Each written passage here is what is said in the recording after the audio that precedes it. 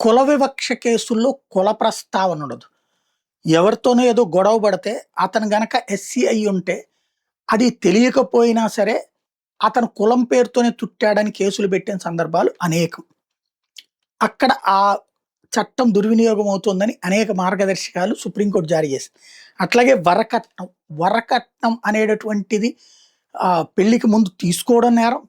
తీసుకున్న తర్వాతన కాపురాలు చేసాక కొన్నాళ్ళ తర్వాత భార్యాభర్తల మధ్య గొడవలొస్తే, తల్లిదండ్రులు ఆ గొడవల్ని ఎంకరేజ్ చేసి విడాకులు ఇప్పించేటటువంటి సందర్భంలో బలవంతంగా అబ్బాయి ఆస్తులు లాక్కోవడానికి, లేదా అబ్బాయిని అమ్మానాన్నల నుండి వేరు చేయడానికి ఈ వరకట్న వేధింపుల చట్టాలు తీసుకొస్తున్నారు.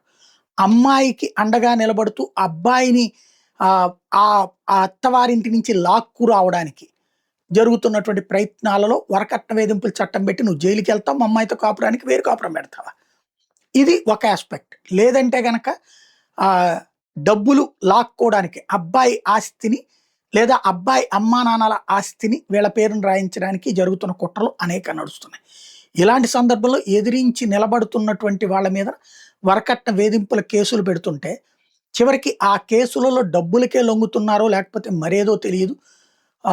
పోలీసులు తాజాగా పెట్టినటువంటి ఒక కేసులో విదేశాల్లో అబుదాబిలో జాబ్ చేసుకుంటున్నటువంటి ఒక అబ్బాయికి సంబంధించి ఏకంగా లుకౌట్ నోటీస్ జారీ చేశారు. లుకౌట్ నోటీస్ అనేది టెర్రరిస్టులకి, నక్సలైట్లకి, ఆర్థిక నేరగాళ్ళకి జారీ చేస్తారు. దాంట్లో వరకట్న కేసులో నిందితుడు, అది కూడా అతను అంతకుముందు అనేక సార్లు విచారణకు హాజరయ్యాడు కూడా. ఇంతవరకు ఎప్పుడు మిస్ కాలేదు. అట్లాంటి వ్యక్తి ఇప్పుడు లుకౌట్ నోటీస్ జారీ చేసి ఎయిర్‌పోర్ట్‌లో పట్టుకొని తీసుకొచ్చారు పోలీస్ స్టేషన్‌కి, జైల్లో పెట్టడానికి. ఆ సందర్భంగా కోర్టు సీరియస్ అయింది. ఏంటిది వరకట్నానికి సంబంధించినటువంటి కేసుల్లో తర్వాత ఆళ్ళు సర్దుకుంటారు. కానీ ఇట్లాంటి కేసులు ఇట్లా పెడతారా అన్నటువంటి పాయింట్ రైజ్ చేసింది.